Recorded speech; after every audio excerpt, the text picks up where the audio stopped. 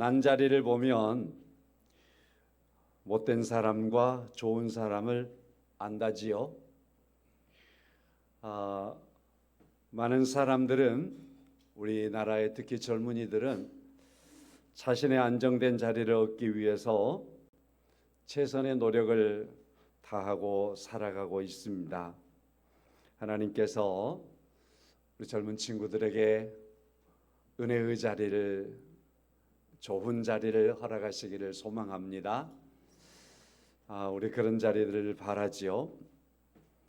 자신의 자리를 지키고 빛내기 위해서 또 많은 사람들은 최선을 다하며 살지요. 여러분과 제가 여기까지 살아온 것도 우리의 나름의 자리를 지키면서 살아온 것입니다. 무엇보다도 우리가 살아왔던 그 자리의 내면에는 주님께서 함께 하셨다라는 사실입니다. 그러므로 우리의 삶의 자리도 은혜의 자리였다라고 믿습니다. 그 은혜의 자리를 늘 감사하며 살아가는 여러분과 제가 되기를 소망합니다. 그 자리를 통해서 우리가 인생을 볼 수 있지 않겠습니까? 그리고 그 사람의 뒷이야기, 그 사람들의 평가, 그 자리를 통해서 보는 것 아니겠습니까? 우리에게는 각 사람의 자리가 있습니다. 포지션이라고 할까요? 우리 찬양대도 보니까 우리 지휘자님도 있고 반주자님도 있고 파트별로 있고 포지션 오늘 빠져버린 분도 계시네요. 그러다 보니까 보기에도 헝하구나 라는 생각이 들기도 하지 않습니까? 포지션을 지키는 게 얼마나 아름다운가 하는 것을 우리가 또 보게 되는 모습이기도 합니다. 우리 여기에도 직분에 따라서 우리의 포지션이 있고요. 또 예배의 자리를 지켜가는 그런 모습들을 통해서 우리는 각자에게 주어진 그러한 달란트를 만나보게 되는 겁니다. 내가 있는 그곳에서 내가 하는 그 일은 하나님께서 내게 주신 소중한 은혜의 자리이며 하나님께서 내게 주신 달란트를 그곳에서 잘 관리하고 활용할 수 있도록 하기 위해서 하나님이 내게 달란트를 주었던 자리가 되는 겁니다. 그래서 재능을 통해서, 직분을 통해서 이 모든 것을 만나볼 수 있습니다. 우리 예수님을 만남으로 주님께서 허락하신 우리의 포지션들을 잘 찾고요. 그것을 잘 감당하여서 은혜로 하나님 앞에 서 있는 삶들을 살아가는 여러분과 제가 되기를 다시 한번 주의 이름으로 간절히 축원합니다. 제가 여기 올라올 때까지도 제 목이 이렇게 간 줄 몰랐는데 올라와서 보니까 목이 좀 갔네요. 관리를 잘못해서 죄송해요. 오늘 본문에서 마태를 우리가 만나보게 됩니다. 마태도 앉아있는 자리, 예수님께서 지나가시다가 마태가 앉아있는 자리를 보았어요. 그리고 그에게 다가가셨습니다. 왜냐하면 저 사람이 자기가 지금 앉아있을 자리가 아닌데 앉아있단 말입니다. 마태가 자리를 잘못 잡고 있는 거예요. 그래서 주님께서 다가가셔서 마태에게 너희가 앉아있는 그 자리가 세리의 자리인데 너가 앉아있어야 될 자리가 아닌데 앉아있구나 하시면서 주님이 마태에게 말씀을 던집니다. 나를 따라오라. 나를 따라오라. 나를 따르라고 말씀하시면서 마태의 자리를 옮기셔서 마태의 자리가 이와 같이 세리의 자리에서 주님과 함께하는 자리, 은혜의 자리로 옮겨지게 되는 것을 오늘 본문의 말씀에서 우리는 만나볼 수 있습니다. 마태가 앉아있는 세리의 자리, 세리는 단순히 그냥 세금을 걷어들이는 공무원이 아니었습니다. 당시에 말입니다. 로마라고 하는 권력을 등에 업고 동족에게서 과중한 세금을 걷어들이는 사람들이 세리였습니다. 그러므로 이 사람들이 걷어들이는 돈들은 불의한 돈이 되었습니다. 자기를 위해서 챙기는 많은 이익이 되었습니다. 그래서 동족의 입장에서 세리를 바라볼 때에 세리를 향하여서 저 죄인들이다 이렇게 평가를 했습니다. 그래서 그냥 죄인 취급해버렸던 사람들이 세리였습니다. 지난주에도 보니까 우리 정부가 이런 것을 발표하더군요. 친일파 후손들의 재산은 어떻게 해서든지 환수를 국고로 받아 다 환수를 할 것이다 라고 하는 뉴스가 나오더군요. 세리들이 거둬들인 그러한 세리들이 착취했던 많은 재산은 이런 성격을 갖는 거지요. 그것 때문에 후손들이 부자가 된다고요? 우리나라도 바로 이와 같이 친일이 되어서 된 부자들, 그렇게 모은 재산들은 후손들에게서라도 국가가 환수하겠다라고 말하는 것처럼 세리들이 모아들인 돈들은 이와 같이 국가가 환수해야 할 성격을 갖는 그러한 돈이라고 말할 수 있습니다. 그렇게 불의한 사람들이 당시에 세리였는데 마태가 세리의 자리에 앉아서 그 세리의 일들을 보고 있었습니다. 예수님께서 보실 때에 마태가 있어야 될 자리가 아니었다. 그 자리는 죄인의 자리였는데 죄인이 앉아 있어야 할 자리가 마태가 앉아 있을 자리는 아니었다.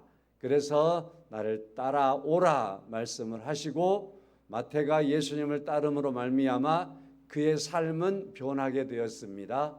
그리고 예수님의 제자의 자리에 그가 이르게 되었다라는 것이 오늘 본문의 말씀이 되겠습니다. 제목이 오늘 은혜의 자리이니까 은혜의 자리는 어떤 자리일까라고 하는 것을 성격을 본문을 통해서 몇 가지 부여해 보고자 합니다. 첫 번째로는요, 은혜의 자리는 어떤 자리일까라고 하는 겁니다. 주님께서 찾아오시는 자리입니다.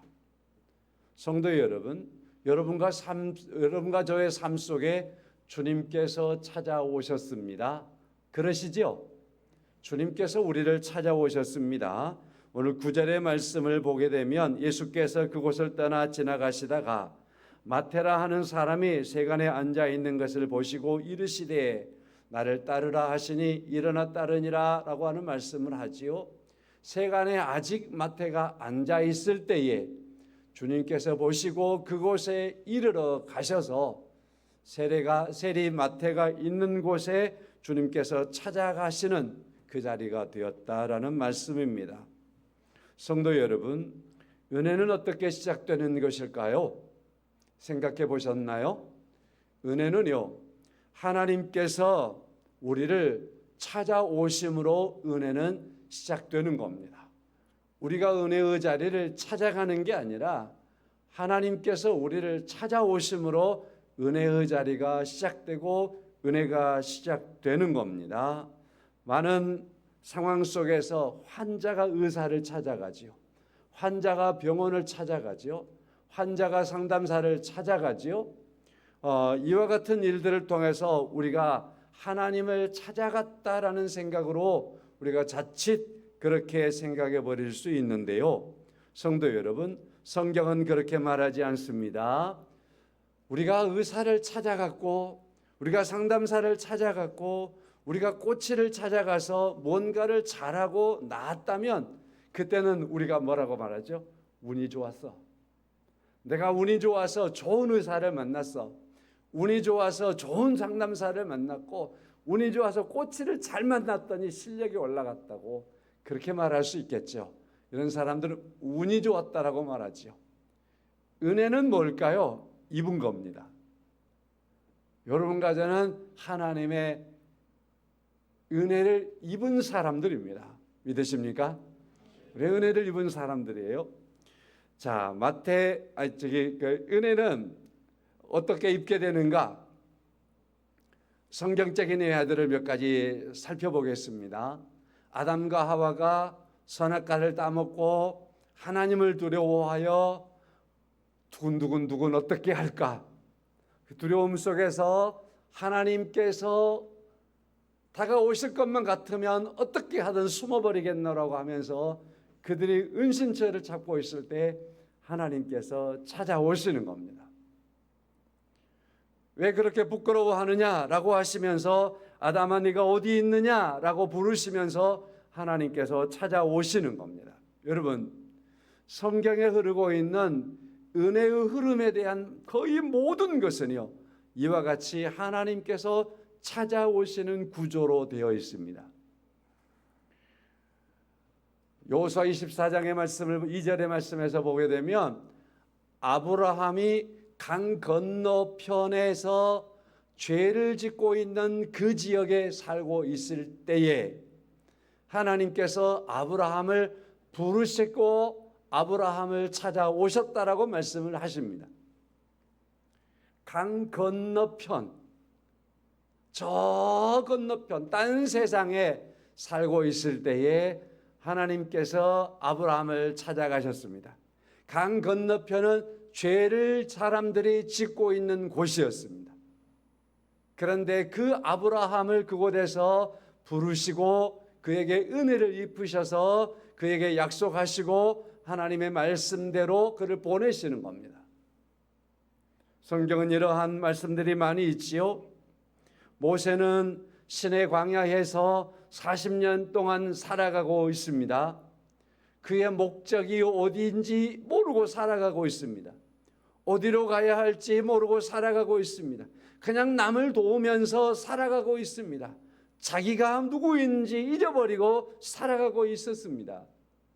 그렇게 40년 동안 살아가고 있는 모세에게 하나님께서 찾아오셔서 모세를 부르시는 겁니다. 다윗이 광야에서 목동으로서 양을 치고 있을 때에 하나님께서 너는 하나님의 백성들을 지도하고 다스릴 사람이다라고 하시며 그 목동이었던 다윗을 찾아 부르신 하나님. 바울이 다메섹 도상에 있을 때에 하나님께서 그를 찾아와 바울을 부르시면서 사울아 사울아 부르시면서 사울을 찾아오신 하나님. 오늘 본문에서 마태가 세간에 앉아 있을 때에 마태에게 찾아오신 하나님. 여전히 자기 삶 속에서 죄악된 곳에 살고 있지만 하나님께서 찾아오셔서 그 은혜를 베풀어 주시는 하나님. 여러분과 제가 이때 이 세상에 살고 있을 때에 하나님께서 나를 찾아오셔서 나와 함께 하시고 나를 부르신 하나님. 내가 살고 있는 이곳에 주께서 다가오셔서 은혜의 자리로 내 삶의 자리를 변화시키시는 하나님의 은혜가 우리의 삶 속에 있음을 믿습니다. 요한복음 1장의 말씀을 보게 되면 나다나엘이라고 하는 사람이 있어요. 그가 예수님을 만나게 됐어요. 예수님에 대하여 많은 궁금증을 가지게 됐어요. 그랬을 때에 나다나엘을 향해서 주님께서 말씀합니다. 너가 말이야, 너가 무화과나무 아래에 있을 때 내가 너를 보았었다라고 말하니까 그때 나다나엘이 기절할 뻔합니다. 뭐라고요? 나를 먼저 보았었다고요? 나를 알고 있었다고요? 내가 모를 때에 당신이 내 곁에 와서 나를 보고 있었다고요? 당신은 주님이시군요. 당신이 분명히 하나님의 아들이 분명하군요. 라고 하면서 그는 예수를 믿는 사람이 되었고 예수님의 제자가 되었습니다. 그렇습니다. 우리가 어디에 앉아 있든지 주께서 우리를 보시고 우리를 찾아오셔서 주께서 우리를 만나 주시고 우리를 새롭게 하시는 은혜의 자리로 인도하시는 하나님이 우리 하나님이신 것을 믿습니다. 세리의 자리, 죄인의 자리에 앉아 있지만 마태가 앉아 있는 그 자리를 보시고 오시는 주님. 우리가 여전히 죄 가운데 있지만 죄 가운데 놓아두면 안 되기 때문에 내게 다가오셔서 나를 보시고 오셔서 나를 부르신 주님을 오늘 본문의 말씀을 통해서 우리가 만나게 되는 겁니다. 요한일서 4장 19절의 말씀에 우리가 사랑하면 그가 먼저 우리를 사랑하셨음이라고 하는 말씀이 있습니다. 자녀들이 부모를 사랑합니다. 자녀들이 부모를 존경합니다. 자, 그렇지만은 이 자녀들은요, 그가 태중에 있을 때부터 엄마와 아빠는 그를 사랑합니다. 태중에 있는 아이라 할지라도 다칠까 싶어서 항상 조심합니다. 그가 태어나고 그가 자랄 때에 애지중지 그에게 모든 사랑을, 모든 정성을 다 쏟아붓습니다. 그래서 이 아이가 커가면서 부모의 사랑을 받았음에 그 사랑으로 자라나는 아이가 부모를 사랑합니다. 누가 먼저 사랑했습니까? 부모가 먼저 사랑한 것처럼 성도 여러분, 하나님께서 우리를 사랑하였기 때문에 우리가 하나님을 사랑하게 된 줄로 믿습니다. 하나님은 먼저 우리를 보시고 우리를 먼저 사랑하시고 우리에게 다가오셔서 그 크신 은혜와 사랑을 베풀어 주었습니다. 이제 우리는 복음서를 만나게 됩니다. 그래서 이번 주부터 사복음서를 계속해서 읽어가게 될 겁니다. 예수님에 대하여서 많은 관심을 가지고 읽으실 때에 주님께서 오심에 대하여, 주님께서 종행무진 행하시는 모든 사역들 속에서 주님이 뭐하러 가시나 보십시오. 먼저 주께서 관심을 가지시고 사랑을 쏟기 위해서, 만나기 위해서, 부르시기 위해서 주님께서 가시는 거예요. 이 땅에 오심도 그렇고 말입니다. 두 번째로 은혜의 자리는요, 죄인이 예수님과 함께하는 자리입니다. 10절의 말씀을 통해서 보면 이렇게 말하죠. 예수께서 마태의 집에서 앉아 음식을 잡수실 때에 많은 세리와 죄인들이 와서 예수와 그의 제자들과 함께 앉았더니 그랬습니다. 거룩하신 예수님께서, 하나님이신 예수님께서, 만왕의 왕이신 예수님께서 음식을 잡수시는데 마태의 집에서 음식을 잡수십니다. 다시 말해서 세리의 집에서 음식을 잡수시고요, 죄인의 집에서 음식을 잡수시고요, 많은 죄인들이 여기에 오는데 예수님께서 어서 오라고 하시면서 그들과 함께 음식을 잡수시고 있습니다. 그래서 10절의 모습을 보면 하나님이 죄인들과 함께 섞여 있는 그 자리란 말이죠. 죄인들과 함께하고 있는 이 자리라는 겁니다. 그런데 이 자리가요, 은혜의 자리라는 사실입니다. 은혜의 자리입니다. 가장 뭐라고 할까요? 이따 말씀을 드릴게요. 그 건강한 사람이 있잖아요. 건강한 사람에게는 의인이 쓸데없다라고 말하죠. 우리 주님께서 하셨던 말씀입니다. 오늘 본문의 말씀에서도. 그렇지만은요, 병든 사람에게는 의사가 필요하지요. 그래서 병원은 건강한 사람에게 필요한 것이 아니라 병든 사람에게 필요합니다. 자, 그래서 가장 이상한 병원이 있다면 그 병원은 건강한 사람만 가득 차 있는 병원이라면 가장 이상한 병원이죠. 그런 병원은 있을 이유가 없는 병원이죠. 병원에는 병든 사람이 많은 곳이 정상적인 병원이고 가장 이상적인 병원이라고 말할 수 있을 겁니다. 우리 주님께서 이 땅에 오심은 죄인을 구원하러 오셨고 죄인들에게 은혜를 베풀기 위해서 오셨기 때문에 주님 곁에 죄인들이 많다라고 하는 것은요, 가장 이상적인 모습입니다. 두 번째로, 그래서 은혜의 자리는 죄인들이 예수님과 함께 있는 자리입니다라는 겁니다. 왜? 주님께서 죄의 문제를 해결하셔야 하기 때문입니다. 죄의 문제가 너무 심각하기 때문에 예수님께서 십자가를 지시는 것 아니겠습니까? 죄의 대가가 너무너무 크기 때문에 그 대가를 지불할 것이 세상 만방에 아무리 찾아도 아무런 역사 속에서도 찾아낼 수가 없기 때문에 그 죄의 대가를 지불하기 위해서 하나님의 아들 예수님이 그의 피로 죄의 대가를 지불한 것 아니겠습니까? 그래서 죄의 심각성을 해결하기 위해서 십자가를 지시는 주님, 죄의 대가를 지불하기 위해서 그의 피를 흘리시는 예수 그리스도, 그 곁에는 죄인들이 있을 수밖에 없는 겁니다. 그래서 죄인들을 받아들이는 겁니다.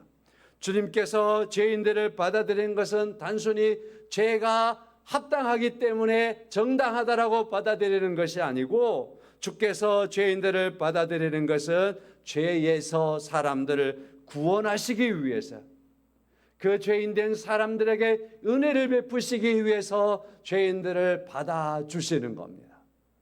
여러분과 저의 죄를 정당화시키기 위해서가 아니라 우리의 죄의 문제를 해결하시기 위해서, 그 죄의 심각성 때문에, 죄의 그 대가가 너무 크기 때문에 주님께서만이 그 심각성을 해결할 수 있고 그 대가를 지불할 수 있기 때문에 죄인들을 부르시고 곁에 두시며 그 죄를 위해서 십자가를 지시고 피를 흘리심으로 말미암아 그들의 죄가를 주께서 죄의 대가를 지불하시는 겁니다.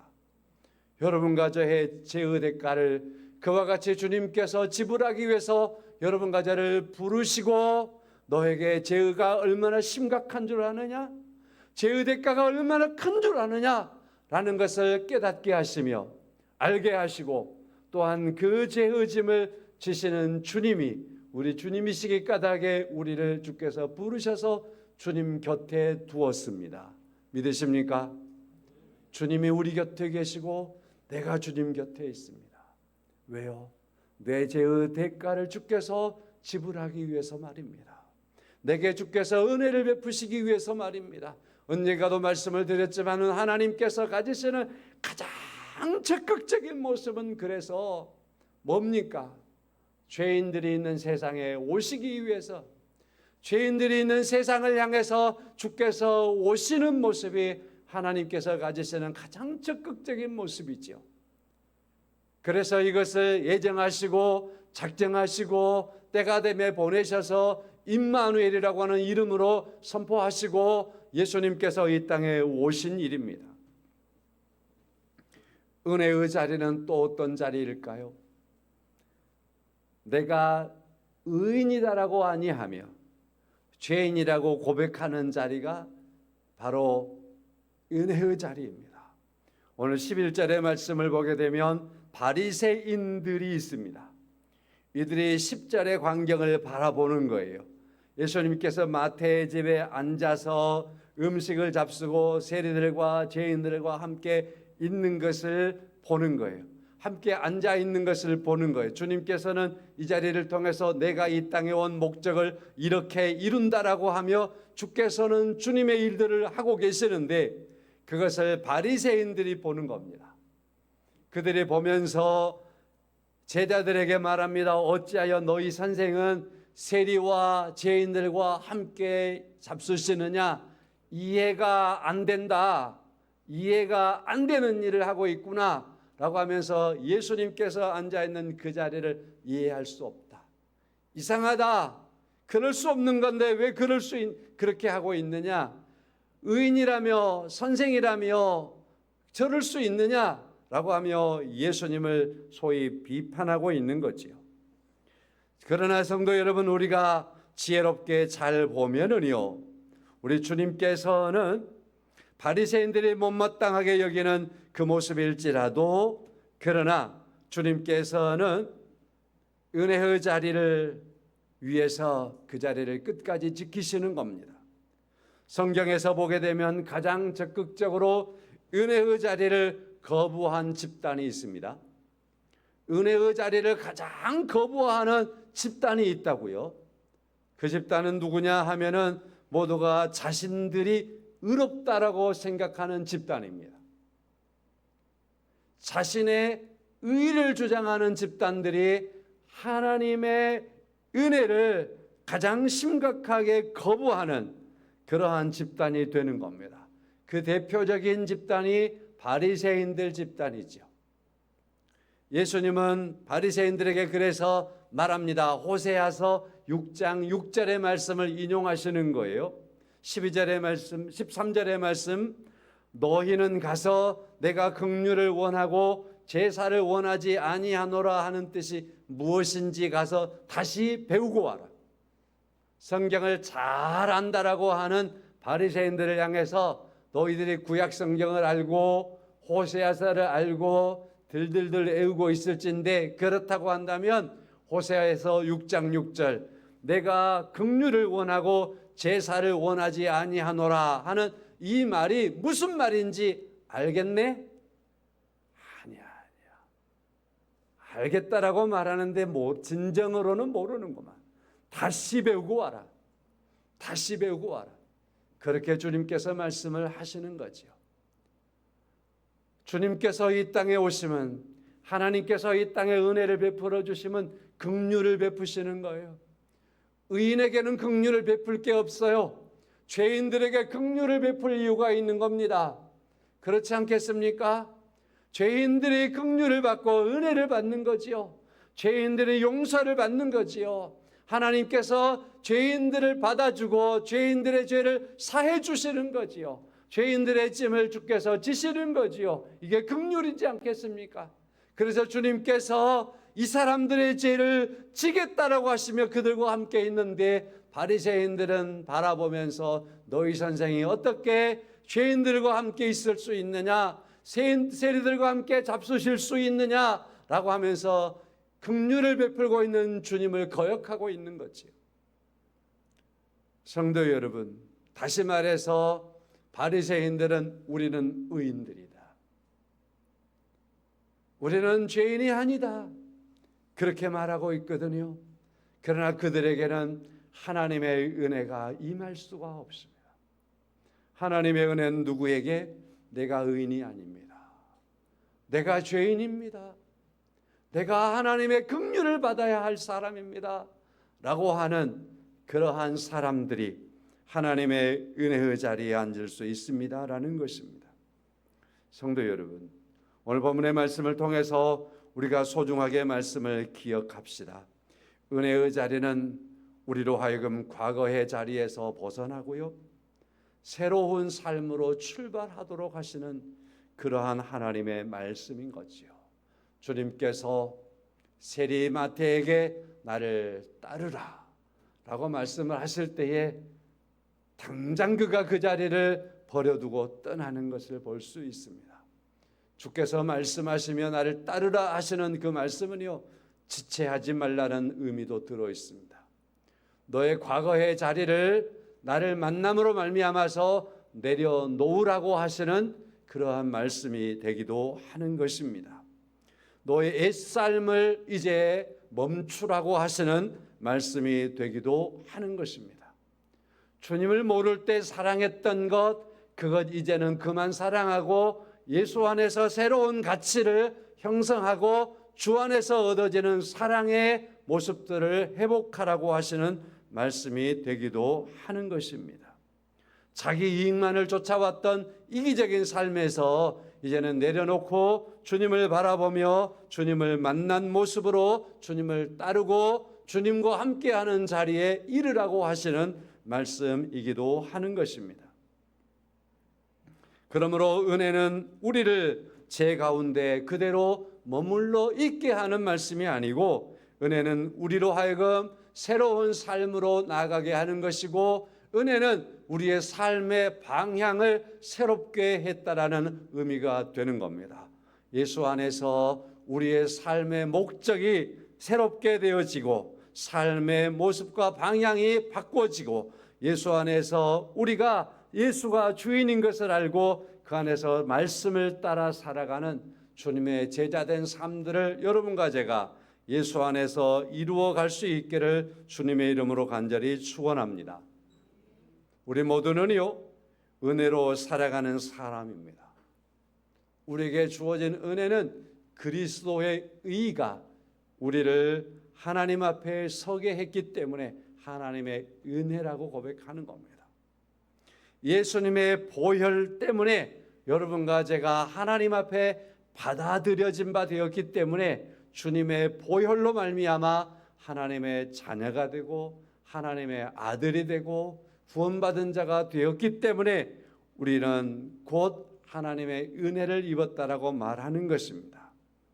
마태를 생각해 봅니다. 세간에 앉아 있었습니다. 사람들이 보기에도 이 사람은 희망이 없는 사람이었습니다. 유대인으로서 포기하는 사람이었습니다. 그러나 주님께서 그를 보시고 나를 따르라 했더니 주님을 따르는 삶으로 변하게 되었습니다. 그랬더니 그가 앉아있는 자리는 은혜의 자리가 되었습니다. 그가 살아가는 삶은 주님의 제자된 삶이 되었습니다. 은혜의 원천은 성도 여러분 예수 그리스도입니다. 성도 여러분 기억하십시오. 나 같은 사람에게 하나님께서 은혜라고 하는 것을 제공하실 때에 무엇을 통해서 내 은혜와 내 능력과 나의 지각과 나의 지력과 나의 노력으로 그 은혜를 내가 조금도 쟁취할 수 없는 자였지만 여전히 죄인 중에 살고 있었지만 그러나 그런 나에게 하나님께서 다가오셔서 나를 애주시하시고 보셔서 나는 더 이상 죄인 가운데 있으면 안 되기 때문에 예수 그리스도를 보내셔서 주께서 나를 부르시고 여러분과 저에게 은혜를 베풀어 주시고 우리의 죄를 사하여 주시고 여러분과 저로 하여금 그 피로 그 모든 죄의 대가를 지불하셔서 우리가 하나님의 자녀가 되게 하였습니다. 주님이 그 모든 은혜를 베풀어 주었습니다. 복음서를 통해서 내게 은혜를 한없이 허락하시고 베푸시고 멈추지 않고 은혜로 다가오시는 그 주님을 만나고 그 주님 앞에서는 은혜가 있기를 주님의 이름으로 축원합니다. 말씀을 이렇게 마치겠습니다. 평생의 은혜의 자리에서 은혜를 누리고 은혜를 나누며 살아가는 성도님들이 되시기를 예수 그리스도의 이름으로 간절히 축원합니다. 찬송하겠습니다. 90장입니다.